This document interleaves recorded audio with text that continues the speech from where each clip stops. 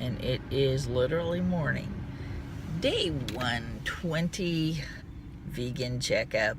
So it's been about 4 months right now. 4 months being vegan. Gosh, that's about the longest I've ever done anything in my life. It's getting so much easier too. This month, pretty much, I did not even think about the fact that I might like a cheeseburger or something like that. There were some people at work, and I was kind of listening in, and they were talking about eating meat and different types of meat dishes that they may have had, and I'll tell you, it kind of got gross to me. I wanted to have some input into that conversation, but it occurred to me that anything that I would have to say would make me look like an angry vegan, and that is what I'm trying to avoid, because I certainly can't help it. I certainly can't help anybody if I throw them off course that way. I just kept to myself. A couple of them actually do know that I'm vegan. The point is out there. Conversation that maybe a year ago, I would think I'd probably have input into and say, oh yeah, I like this and I like that. In this particular conversation, I was very much disgusted. I can't even think about eating meat. I would not go there. I would not even want to think about eating a cheeseburger. No, I don't know. Somewhere in the back of my mind, who knows, maybe it would look a little appealing or something like that, but it really gets to the thought process, and I would go out. I would say no way. It's just very disgusting. I think I mentioned before that when you cook meat, it does take on a smell. It's not a pleasant smell at all to me anymore. I'm almost to the point where I would love to start sharing my food ideas with people at work, but the thing is I think also your taste buds kind of change, or your tastes change about certain things, and I really don't know that if anybody I offered my food to would think it was halfway appetizing or not, because they may not actually have the taste buds for it. About a month ago, I would have said, yeah, I can share this food and it's reasonably good food, but after thinking about that, it's like, really, honestly, I don't know what the taste of no meat or no cheese would do to anything that I would prepare.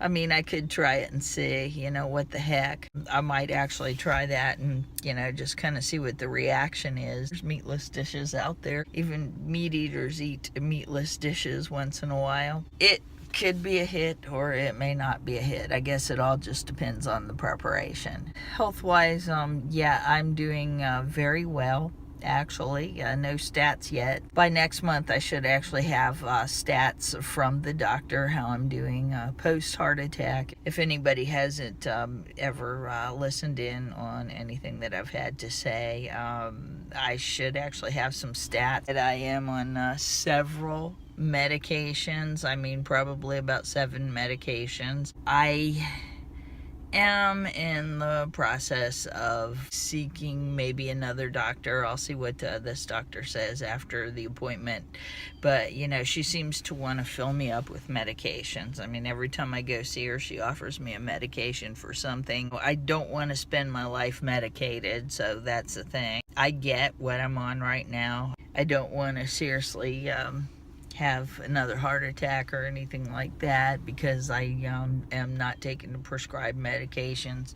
So with all that, I am attempting to talk about my energy and what veganism is doing. I feel that it is giving me quite a bit of energy. To me, it seems like the healing process would not have been as fast if I were still eating meat, even if I had gone on a healthier version of a diet that included meat. It just seems to me that veganism is better.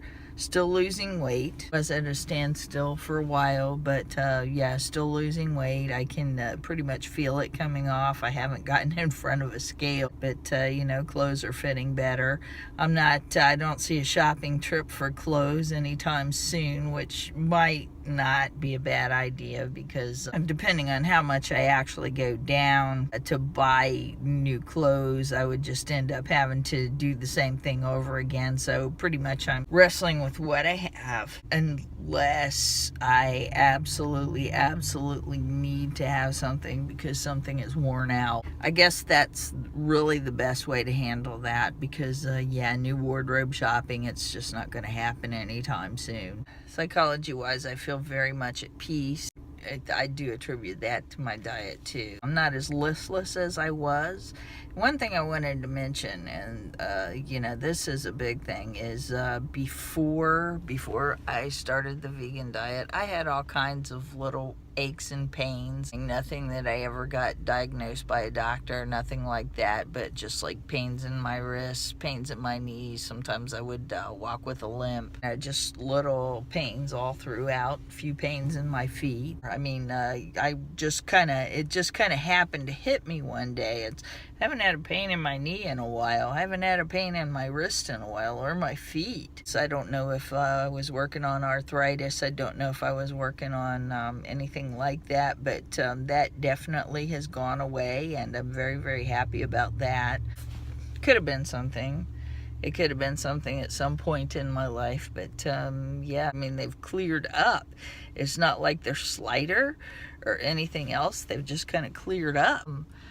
And with that being said, I do want to add my disclaimer here too, is veganism is not a miracle diet, and you know, I'll go with that, but at the same time, it really can help your state of being.